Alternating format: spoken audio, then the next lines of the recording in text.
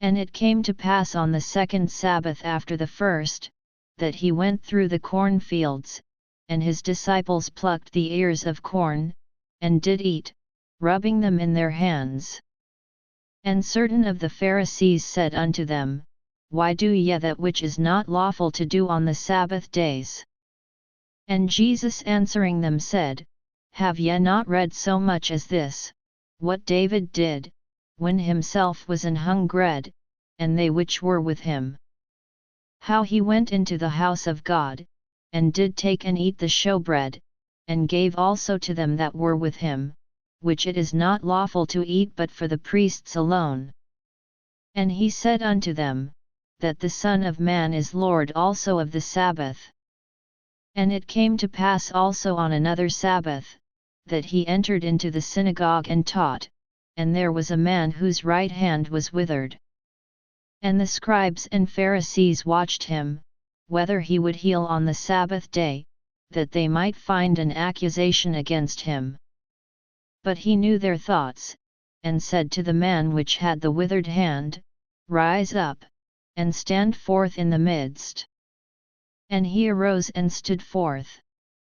Then said Jesus unto them, I will ask you one thing, is it lawful on the Sabbath days to do good, or to do evil?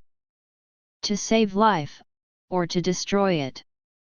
And looking round about upon them all, he said unto the man, Stretch forth thy hand. And he did so, and his hand was restored whole as the other. And they were filled with madness, and communed one with another what they might do to Jesus. And it came to pass in those days, that he went out into a mountain to pray, and continued all night in prayer to God. And when it was day, he called unto him his disciples, and of them he chose 12, whom also he named apostles. Simon, whom he also named Peter, and Andrew his brother, James and John, Philip and Bartholomew, Matthew and Thomas, James the son of Alphaeus, and Simon called Zelotes, and Judas the brother of James, and Judas Iscariot, which also was the traitor. And he came down with them, and stood in the plain, and the company of his disciples, and a great multitude of people out of all Judea and Jerusalem, and from the sea coast of Tyre and Sidon, which came to hear him, and to be healed of their diseases. And they that were vexed with unclean spirits, and they were healed. And the whole multitude sought to touch him, for there went virtue out of him, and healed them all. And he lifted up his eyes on his disciples, and said, Blessed be ye poor, for yours is the kingdom of God. Blessed are ye that hunger now, for ye shall be filled. Blessed are ye that weep now, for ye shall laugh. Blessed are ye, when men shall hate you, and when they shall separate you from their company, and shall reproach you, and cast out your name as evil, for the Son of Man's sake. Rejoice ye in that day, and leap for joy, for, behold, your reward is great in heaven, for in the like manner did their fathers unto the prophets. But woe unto you that are rich! For ye have received your consolation. Woe unto you that are full! For ye shall hunger. Woe unto you that laugh now! For ye shall mourn and weep. Woe unto you, when all men shall speak well of you! For so did their fathers to the false prophets. But I say unto you which hear, love your enemies, do good to them which hate you. Bless them that curse you, and pray for them which despitefully use you. And unto him that smiteth thee on the one cheek offer also the other, and him that taketh away thy cloak forbid not to take thy coat also. Give to every man that asketh of thee, and of him that taketh away thy goods ask them not again. And as ye would that men should do to you, do ye also to them likewise. For if ye love them which love you, what thank have ye?